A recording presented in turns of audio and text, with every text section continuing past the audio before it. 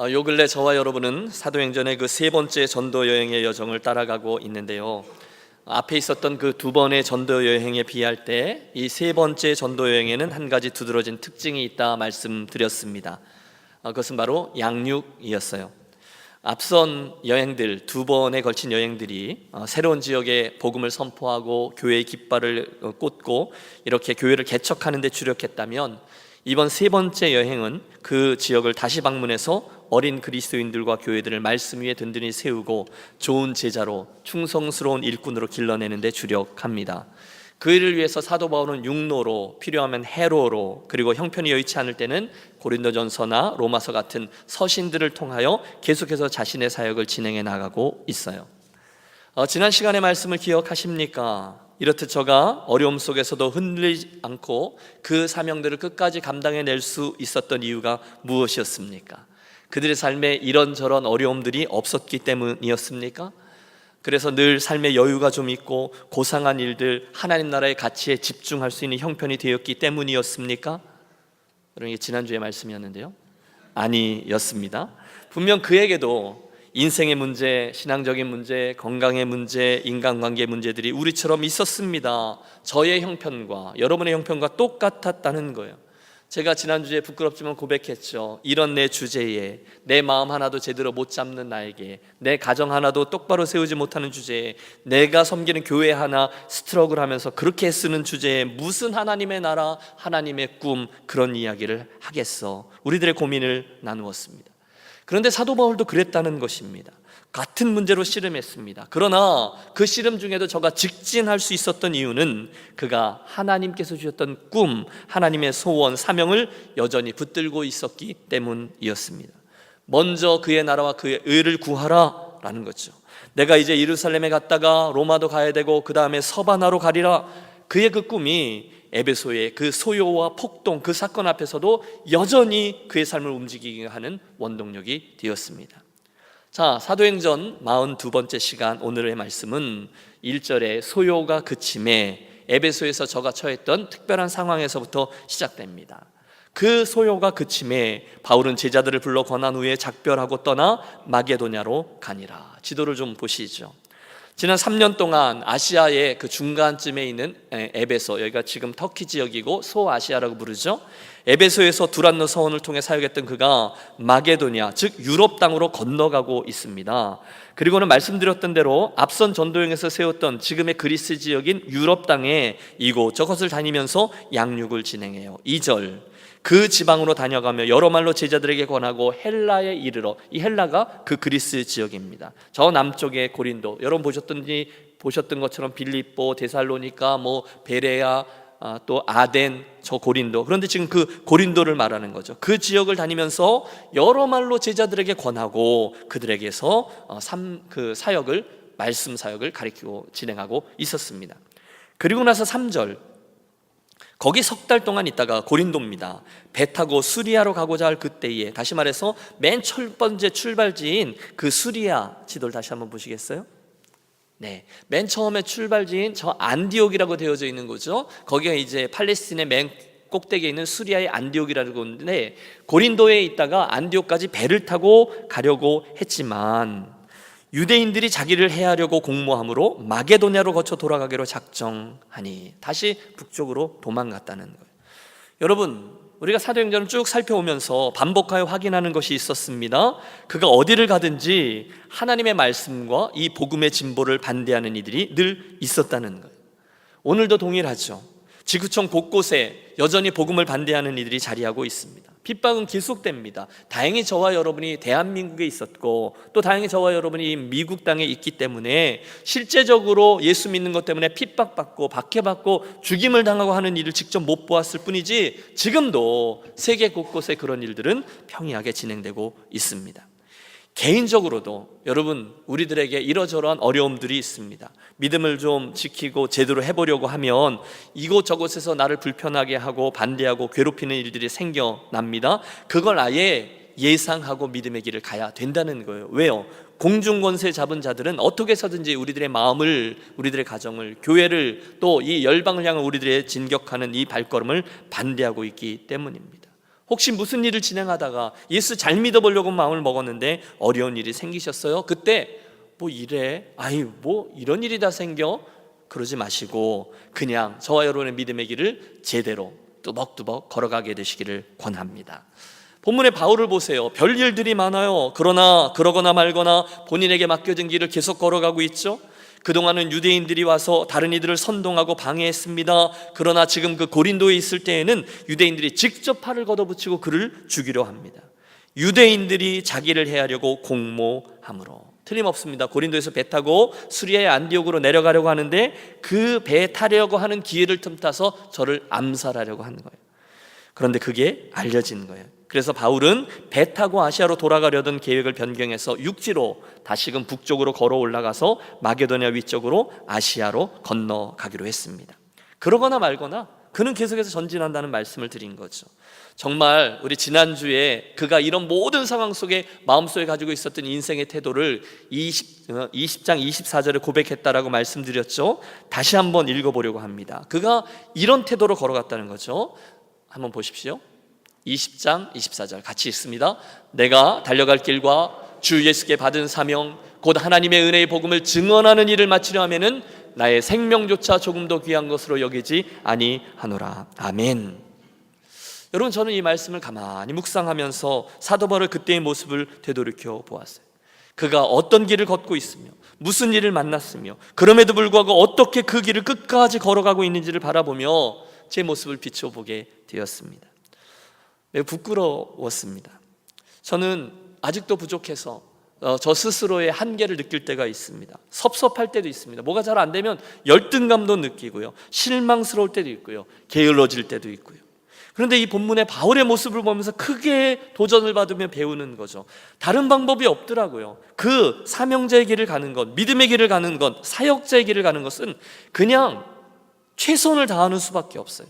그 표대를 향하여 계속해서 걸어가는 겁니다. 감당해야 될 싸움과 또 양보해야 될 싸움을 잘 분별하고 아군과 적군을 잘 분별하면서 이 수고를 계속해 나가는 게 목회자의 본질일 거예요. 그런데 여러분, 그게 목사만의 걸음걸이겠습니까? 아니죠. 성도의 인생이란, 예수님을 따르는 제자의 걸음이란 원래 그런 거죠. 바울의 인생 여정을 보세요. 태산이 막았어요. 그러면 태산을 돌아갑니다. 오늘처럼 배 타고 갈 수 없어요. 그러면 걸어서 갑니다. 방해에도 불구하고 절대로 주님을 향한 사랑과 교회에 대한 사랑과 영혼에 대한 사랑을 빼앗기지 않습니다. 별일 많아요. 그러나 그 일을 계속 해나간다는 거예요. 여러분, 이 아침 저와 여러분 모두 개인적으로 공동체적으로 사도 바울의 그 모습을 배우기 원하고 그 수고를 포기하지 않는 인생과 교회 공동체가 되게 해달라고 기도하며 나아가겠습니다. 우리는 믿습니다. 우리의 그 지난한 수고, 예수님을 따르고자 하는 수고, 예수님 닮아가려고 하는 제자의 발걸음을 포기하지 않고 계속해서 걸어가면, 또 주님의 몸된 교회 공동체를 사랑으로 섬기는 일을 해석해 나아가면 나도 모르는 사이에 주께서 나를 빚으시고 우리 교회 공동체를 빚으시고 우리 교회 공동체를 통해서 하고자 하시는 하나님의 일들을 빚어주실 줄로 믿습니다. 수고로워요. 그런데 원래 그런 거라는 거예요. 어제 그리고 오늘 아침까지 우리 칠전도의 수련회가 빅베어에 있었습니다. 많이 갔어요. 열심히 올라가서 수고한 분들이 많아요. 우리 교육자들도 수고하고 청년부들도 같이 아이들 섬겨주고 또 그런데 사진 한번 좀 보여주시겠어요? 따끈따끈한. 예, 어제 우리가 찍은 거예요. 우리 칠전도에 가서 올라갔고 또요. 열심히 기도도 하고 또요. 밥도 하고 또요. 모두 하고요. 그런데 여러분, 뭔가 좀 이상하시죠? 보면 칠전도회가 아니라 누가 이 밥들을 하고 있어요?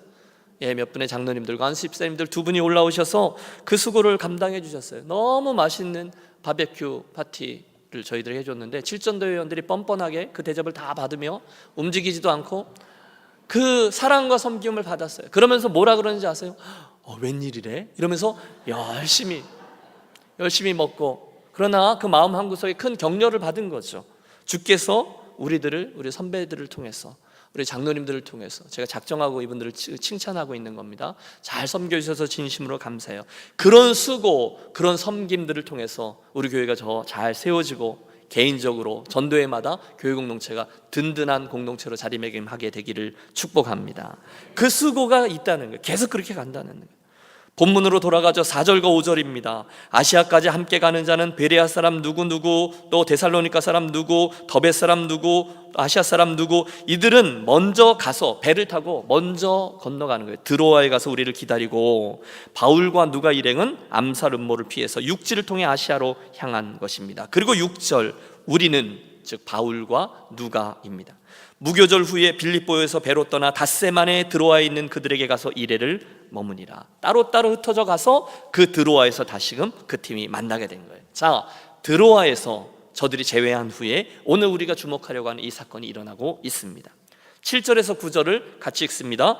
그 주간의 첫날에 우리가 떡을 떼려 하여 모였더니 바울이 이튿날 떠나고자 하여 그들에게 강론할새 말을 밤중까지 계속하매 우리가 모인 윗다락에 등불을 많이 켰는데 유두고라 하는 청년이 창에 걸터 앉아 있다가 깊이 졸더니 바울이 강론하기를 더 오래 하며 졸음을 이기지 못하여 3층에서 떨어지거늘 일으켜 보니 죽었는지라. 참 유명해지는 방법도 여러 가지죠.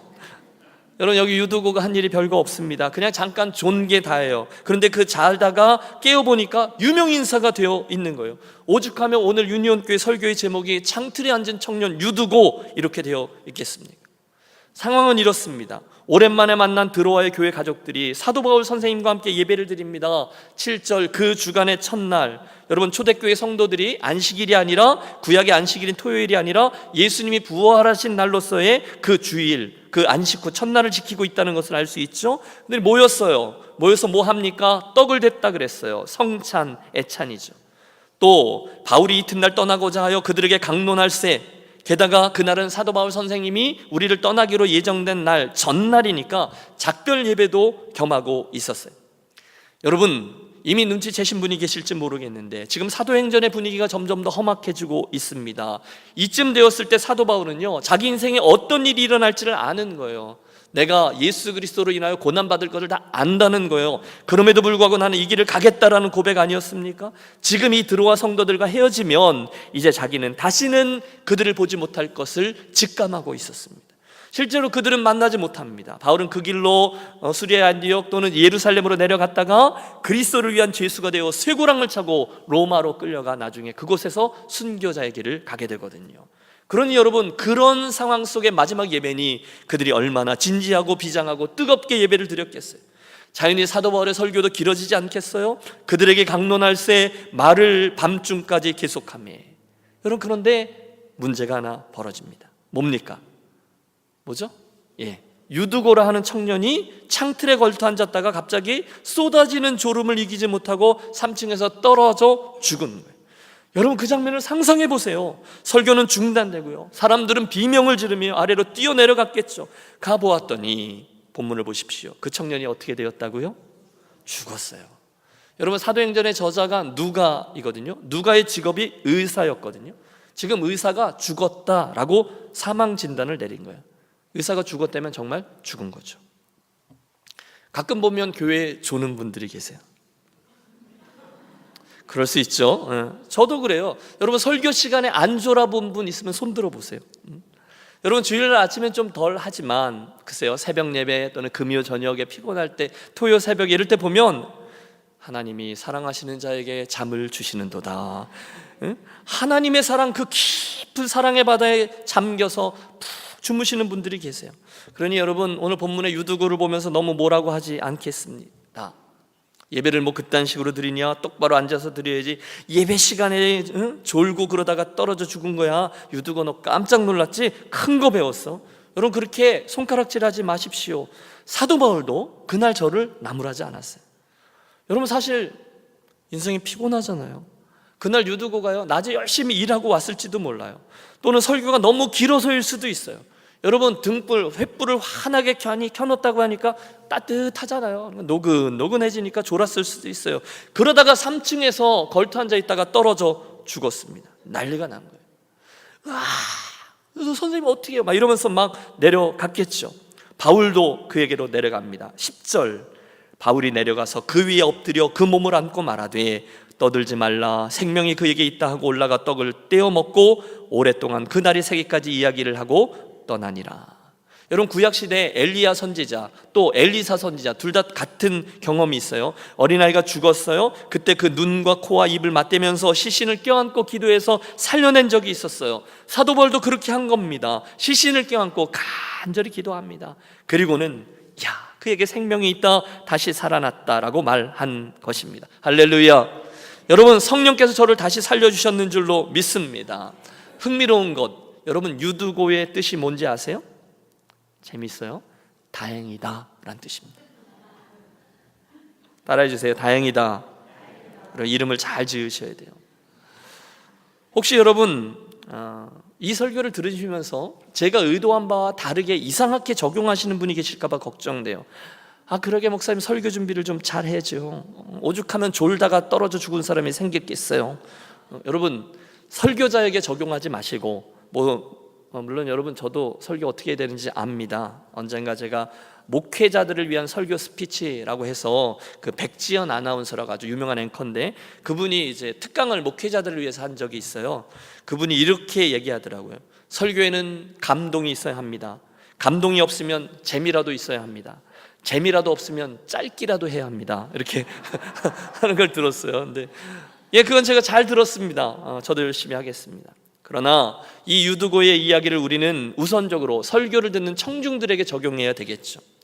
여러분 대답해 보십시오. 그날 저가 떨어져 죽은 건 누구 책임입니까? 네, 그 사람의 책임입니다. 반면에 저가 되살아난 건 누구의 은혜 때문입니까? 하나님의 은혜입니다. 그런데 여러분 이게 누구 이야기인지 아세요? 저의 이야기고 여러분의 이야기예요. 에베소서 2장 1절, 너희의 허물과 죄로 죽었던 너희를 살리셨도다. 누구의 허물과 죄요? 너희의. 그런데 누가 살리셨어요? 그분이요. 여러분 우리들의 허물로 죽었고 그분이 살리셨다는 거예요. 오늘 우리가 주목하는 이가 이 유두고라는 청년인데요, 조금만 이 장면을 디테일하게 나눠서 바라보시죠. 우선 여러분 3층 창틀이라 했어요. 3층 뭐가 생각나세요? 성경에 비슷한 얘기가 나오는데 3층 천이라는 게 나오죠. 여러분 어떤 사람은 3층 천을 올라갔다 오는데 어떤 사람은 3층 창에서 떨어져 죽어요. 무슨 말씀을 드리는가 하면 여러분 이왕이면 3층에서 떨어지지 말고 3층 천을 올라갔다 오는 신앙인들이 되시기를 바랍니다. 두 번째, 여러분 그 창틀이 어떤 자리일까요? 창틀은 위험한 자리입니다. 자칫 잘못하면 미끄러지고 중심 잃고 그대로 떨어지기 쉬운 자리예요. 다시 말하면 그곳은 성도가 앉아야 될 자리가 아니라는 거죠. 그런데 청년이 거기 앉기를 선택한 거예요. 오늘 여러분은 어디 앉으셨을까요? 여러분 이것을 영적으로 한번 적용해 보시죠. 혹시 그리스도인이 앉아야 될 곳, 은혜의 자리가 아니라 앉지 말아야 될 곳, 엉뚱한 곳에 앉아 계신 분은 아니 계시냐는 도전이죠. 시편 1편 1절, 복 있는 사람은 악인의 꾀를 좇지 아니하며 죄인의 길에 서지 아니하며 오만한 자의 자리에 앉지 아니하고. 사랑하는 유년 가족 여러분, 저는 저와 여러분이 자리를 잘 잡아 앉는 그리스도인들이 되시기를 바랍니다. 처음부터 신앙의 자리는 잘 잡아야 돼요. 포지셔닝이 중요한 거죠. 가끔 뵈면 죄송하지만 제가 봐도 꼭 3층 창틀에 어정쩡하게 걸터앉은 모습으로 예수를 믿는 분들이 계세요. 참으로 민망하고 안타까울 정도로 대충 신앙생활을 하시는 분이에요. 여러분 머릿속으로 그 3층 창틀에 엉덩이를 이렇게 대고 걸터앉아서 비스듬히 앉아있는 유두고의 모습을 바라보세요. 그가 앉아있는데 그의 다리는 안쪽에 있어요. 하지만 엉덩이부터 상체는, 특별히 그 머리는 그 바깥과 안에 어정쩡한 곳에 걸쳐 앉아 있죠. 그게 문제라는 거예요. 믿음의 길도 그렇게 갈 수 있다는 거죠. 어정쩡한 상태로 믿음의 길을 가는 수많은 그리스도인들의 문제가 그거예요. 때때로 성령께서 도전하시면 그 자리에 앉아서 자기의 그 자리에 대해서 타박하는 분이 계세요. 목사님 제 신앙이 왜 이렇게 안 자라는지 모르겠어요. 그러면서 이상하게 좀 교회에 문제가 좀 있는 것 같아요. 우리 교회. 목사님 목회를 좀 잘 못해서 그러는지 모르겠어요. 자기는 미안한 식으로 말하지만 할 말을 다 하는 분, 그런 거죠. 그때 여러분 막 화가 나서 정말로 그분의 얼굴을 똑바로 쳐다보고 한마디 해주고 싶을 때가 있어요. 있잖아요, 자리를 잘못 앉으셨어요. 창틀에 걸터 앉으셨네요. 안도 아니고 박도 아니고 그렇게 어정쩡하게 앉아서 예수를 믿고 계신데 얼마나 그렇게 예수를 믿으셨어요? 되묻고 싶습니다. 한 10년쯤 그랬습니다. 한 20년 그랬습니다. 그게 당신의 문제예요. 신앙이 안 자라는 것은요, 당신 책임이에요. 잘못을 당신이 잘못 자리를 잡았다는 거죠. 사랑하는 여러분, 좀 도전적인 이 음성을 개인적으로 한번 가지고 가서 적용해 보세요. 이 본문에서 하나님께서 여러분의 인생을 향하여 들려주는 커다란 음성을 들어보십시오. 많은 그리스도인들 가운데 분명히 그분이 예수 믿는 것 같지만, 분명히 성도로 부르심을 입었지만, 분명히 직분도 받았지만, 그 삶과 마음의 중심은 아직까지 주님이 아니라 여전히 바깥에, 아니면 그 중간에 어정쩡하게 걸친 채로 살아가고 있는 분들이 생각보다 많아요. 그때 그들의 주된 관심은 주님이 아니죠. 그들도 알아요. 세상입니다. 겉모양은 몰라도 속은 아닙니다. 그 발걸음은 매주 교회를 향하지만 마음은 교회에 들어오지 않아요. 바깥에 두고 들어와요. 그리고 예배 시간만 잠깐만 잠겼다가 나가는 식으로, 그 인생에 대한 주된 관심, 영혼에 대한 관심, 세상 사람들이 가지고 있는 관심과 전혀 다르지 않아요. 천국을 타겟하며 살아야 되는데 이 땅에서의 성공과 성취, 안일한 삶만 생각해요. 입으로는 천국을 소망한다고 하지만 실제로 그의 삶을 보면 이곳만 생각하며 살아가는 이들이 많아요. 또 그런 분들에게 장단을 잘 맞추는 목회자도 있어요. 이민생활이 얼마나 힘드세요. 그런데도 잊지 않고 이렇게 주일이면 꼬박꼬박 나와주셔서 감사합니다. 많이 피곤하실 텐데 집에서 욕 갈고 주무시지 않고 교회라도 나와서 주무셔 주셔서 감사합니다.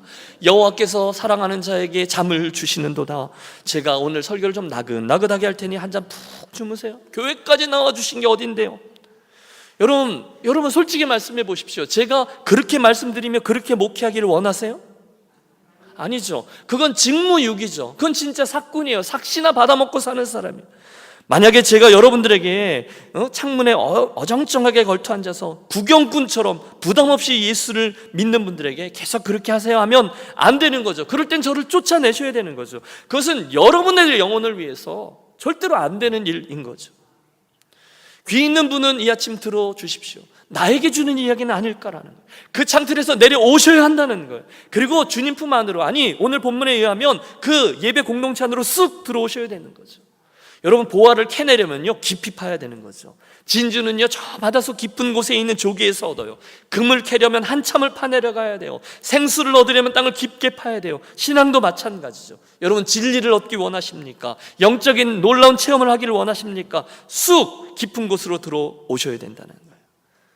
여러분, 한 번 사는 인생, 한 번 믿는 예수, 한 번밖에 드릴 수 없는 헌신인데 이왕이면 쑥 들어와서 그 일을 감당하는 분들이 되시기를 축복합니다.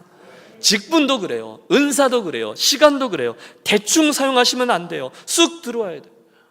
물에 물 탄 듯, 이게 정말 맞아? 내가 예수 믿는 거 제대로 하는 거야? 긴가민가 예수 믿는 것은 그만하시고, 사랑하는 여러분, 창틀에 걸터 앉아서 대충 흔들리면서 예수 믿는 거 그만하시고, 사랑하는 여러분, 그래서 때마다 일마다 갈등하면서 이래야 돼 저래야 돼 갈등하면서 때마다 일마다 선택하면서 하는 거 그만하시고 쑥 들어와 주세요.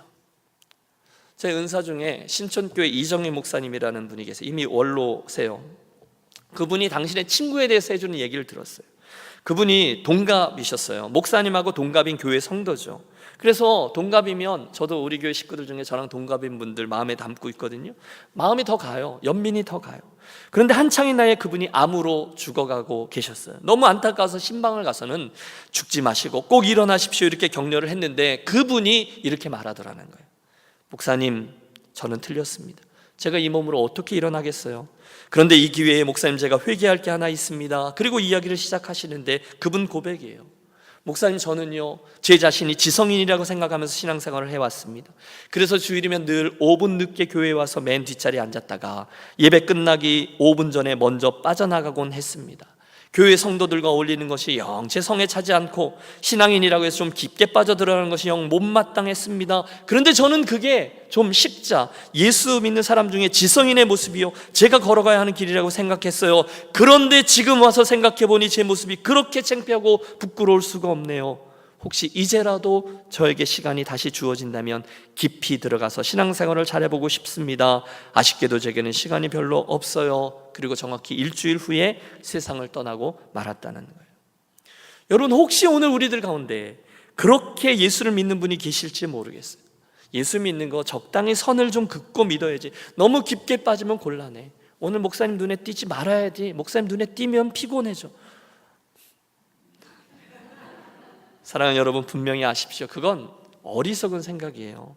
왜냐하면 혹시 그런 태도로 교회를 다니시면 평생을 교회 다녀도 하나님이 주시는 은혜라는 거예요. 예수님과 맞는 그런 깊은 교제라는 거예요. 세상이 줄 수 없는 하늘의 평강과 평화라는 거예요.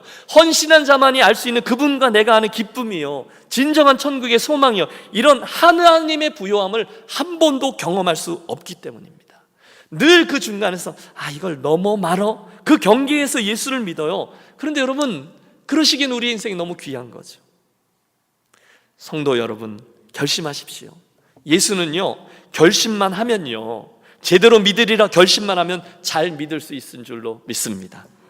주여 나로 명하사 물 위로 걷게 하소서, 오라. 그러면 풍랑이는 바다를 향해서 주님이 말씀하셨으니까 예 하고 온 몸을 내밀어 발을 뻗는 것, 투신하는 게 신앙생활이죠. 쑥 들어오셔야 돼요. 가지 말아야 될 것도 가지 않는 거죠. 하지 말아야 될 것도 하지 않는 거죠. 주님께서 기뻐하지 않을 만한 것이면 여러분 이제 우리 감으로 알아요. 그만하는 거예요. 여러분, 언제까지 우리가 질질 끌려가면서 하나님과 세상 사이에 왔다 갔다 해야 되겠어요? 대신에 여러분, 더 좋은 예수님을 꽉 붙드시기를 권합니다. 그분에게 뚝 던지십시오. 안기십시오. 저와 여러분, 죄의 문제, 선택의 갈등들, 유혹들, 그런 것들로 때마다 저울질하는 게 여러분 피곤하지 않으세요? 똑같은 문제로 10년, 20년 때마다 갈등하는 내 수준이 처량하지 않으세요?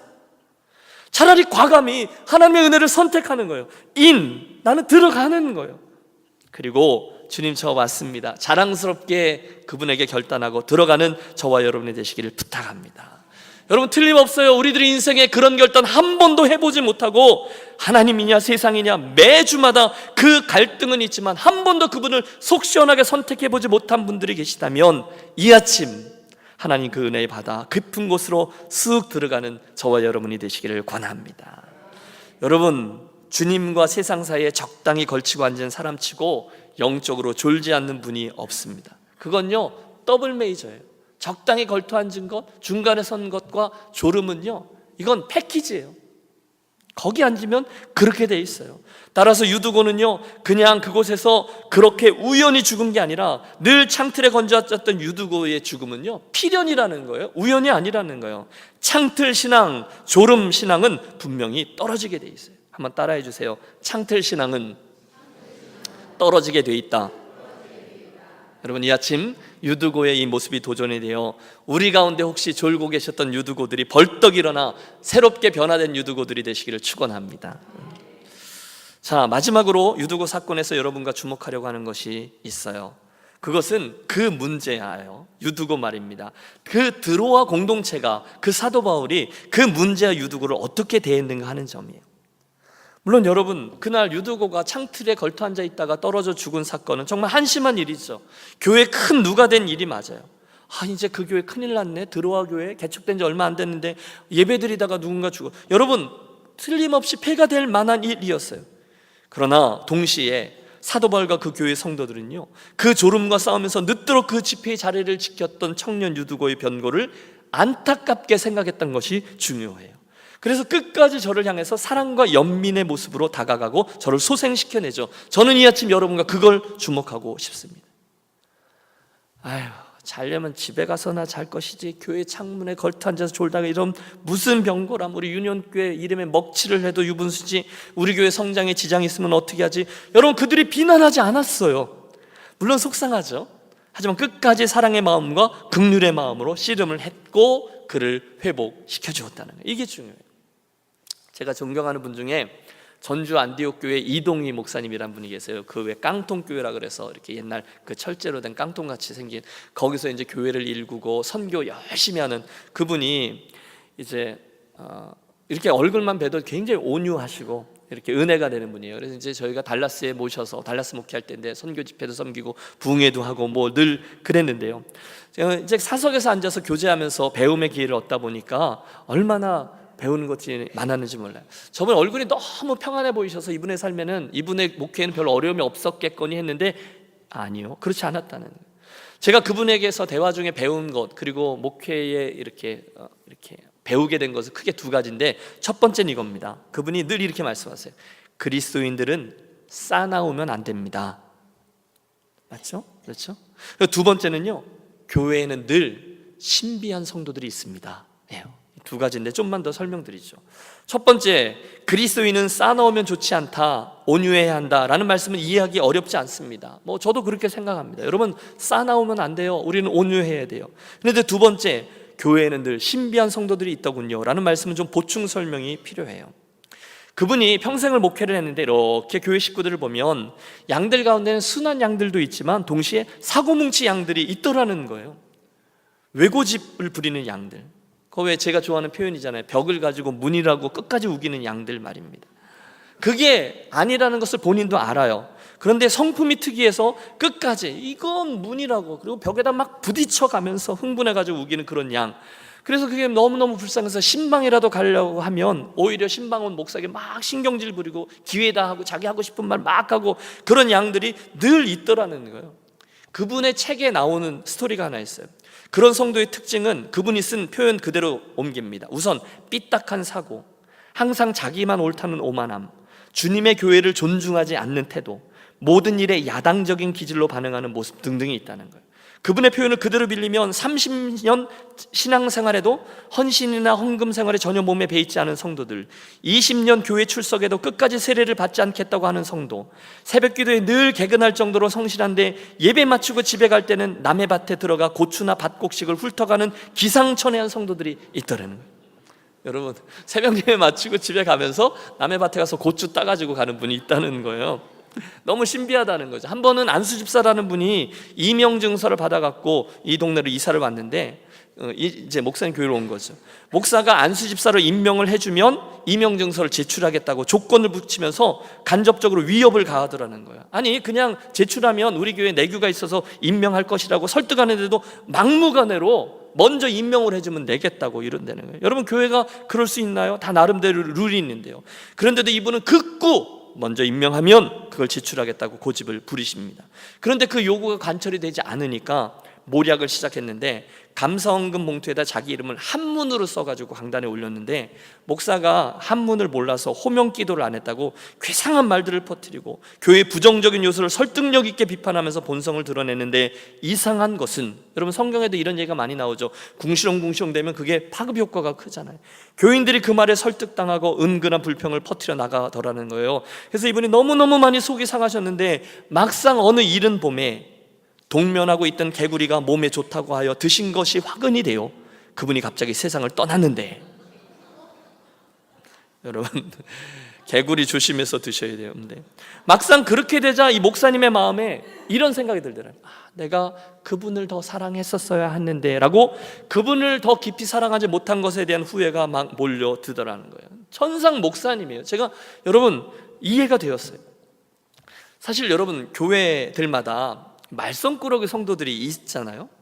물론 그분들이 힘들어요. 그런 분들 한 분, 두 분만 있으면 교회는 엉뚱한 일에 힘을 막 소진해요. 여러분, 100명이 다 그거 하겠다고 막 하는데 일이 안 되게 하는 건 간단하잖아요. 한 명이 그냥 버티고 서서 우기면 그럼 못하게 되잖아요. 그런 말썽장이 유두고들이 있다는 거예요. 그때 교회가 그 유두고를 사랑하기가 결단코 쉽지 않습니다. 그런데 얘기의 포인트는 이거죠. 사도 바울과 드로아 교회가 어떻게 했다고요? 그 유두고를 품에 안고 간절히 기도를 했다는 거예요. 여러분, 이게 굉장히 감동스럽습니다. 아이고 속상해. 갑자기 이게 무슨 변고람? 왜 창틀에 앉아가지고 저 녀석 원망부터 내세우지 않았어요? 대신 그를 껴안는 것부터 했다는 거예요. 간절히 기도를 했다는 거예요. 그게 교회라는 거죠. 이동희 목사님, 그 일이 있은 이후로 그 문제를 해결하셨대요. 그 사건 이후로부터는 너무너무 속을 썩이던 분들이 돌아가셨을 때 당신 마음에 들려왔던 그 후회감을 떠올리며 나름대로의 해결 방법, 그분들을 말썽장의 성도라고 부르지 않고 대신 신비한 성도라고 부르기로 했대요. 한번 따라해 보세요. 신비한 성도. 그렇죠? 하나님 말씀을 아무리 들어도 전혀 달라지지 않는 모습이 너무너무 신비하다는 거예요. 목사님의 사고로는 그분을 도저히 이해하고 해석하기에 벅차서 하나님의 시선과 하나님의 논리로만 이해할 수 있는 분들이 교회에 계시더라는 거예요. 그래서 그냥 그분들을 신비한 성도로 부르며 사랑하고 선대하고 살아갔다. 당신도 그렇게 해라. 그 조언을 제가 잘 받았습니다. 여러분, 그 외에 목사님 한 분이 너무너무 정말 가시 같은 억센 성도에게 시달리다가 하루는 하나님과 단판을 지으러 나갔대잖아요. 하나님, 저 양반 때문에 도저히 못하겠습니다. 저 사람을 내보내든지 아니면 나를 내보내든지 둘 중에 하나를 선택하세요. 그때 꿈에 주님이 나타나 이렇게 대답하셨다는 거죠. 쟤 힘들지? 예, 나도 안 돼. 근데 저 친구 구원의 대상으로 보지 말고 사랑의 대상으로 네가 봐주면 안 되겠니? 내가 마지막 날 나의 사랑으로, 십자가의 사랑으로 끌어안고 갈 건데 그때까지 네가 사랑의 대상으로 좀 데리고 있어주라. 여러분, 그때 그 문제가 해결됐다는 거 아니에요? 내가 그때 그 신비한 성도, 그분까지도 진심으로 사랑했었어야 했는데 라는 후회 말입니다. 사랑하는 여러분, 여기에 포인트를 기억하시죠? 초대교회 그 드로아 교회 성도들처럼 유두고와 같은 말썽장의 성도도 끝까지 사랑하고 품는 복된 공동체, 우리가 되어주시기를 축원합니다. 여러분, 만약에 갑자기 문이 활짝 열리면서 그 시간에 졸다가 죽었다가 다시 깨어났던 유두고가 우리 교회를 이렇게 방문했다고 하면 제가 이렇게 부를 거예요. 유두고 청년, 우리 좀 오늘 그 설교했는데 여기 올라와서 간증 좀 해주세요. 우리 교회 가족들에게 그 경험담을 좀 얘기해 주세요. 해줄 수 있는 말이 있으면 해주세요. 부탁하면 여러분, 유두고가 이 자리에 올라와서 무슨 조언들을 할까요? 저는 이렇게 생각해요. 첫 마디는 유니온교회 성도 여러분, 예배 드릴 때 졸지 마세요, 이러고 시작하겠죠. 적당히 중간에 걸터 앉지 마세요. 안으로 쓱 들어오세요. 영적 잠이든 육적인 잠이든 졸지 않도록 정신을 똑바로 차리고 예수 믿읍시다. 그렇게 제안하지 않겠어요? 제 욕심대로라면 김 목사님 설교가 좀 길어지더라도 엉덩이 들썩들썩 대지 말고 끝까지 들으십시오, 그런 얘기를 해주기를 바라요. 그러나 유두고는 제일 마지막에 이 말을 덧붙일 겁니다. 우리 드로아 교회는요, 우리 바울 선생님은요, 그렇게 큰 실수를 범한 저를 혼부터 내지 않으시고 사랑해 주시고 걱정해 주시고 껴안아 주시고 기도해 줬어요. 그리고 그 사랑이 저를 다시금 되살려 줬어요. 할렐루야. 그러니 우리 유니온교회 성도들도 우리 드로아 교회 성도들처럼 그 사도 바울 선생님처럼 좀 모자라고 안타깝고 말썽 부리는 나 같은 유두고들을 끝까지 사랑으로 품어주고 기도해주는 그런 교회가 되시기를 바랍니다. 이렇게 권하지 않겠느냐는 거예요. 사랑하는 여러분, 결론입니다. 더 이상 3층 창틀에 적당히 걸터앉은 채로 예수를 믿으며 믿음의 길을 가지 않으시기를 바랍니다. 대신에 예수는 제대로 믿어야지 결단을 하고 쑥 들어와서 여러분, 남겨진 인생을 신비한 성도가 아니라 졸다가 떨어진 유두고가 아니라 하나님의 은혜를 체험한 성도, 하나님의 기적을 체험한 유두고가 되셔서 그의 삶으로 하나님의 살아계심과 성령의 역사를 증거하는 21세기의 청년 유두고들, 저와 여러분이 되시기를 우리 주 예수 그리스도의 이름으로 축원합니다.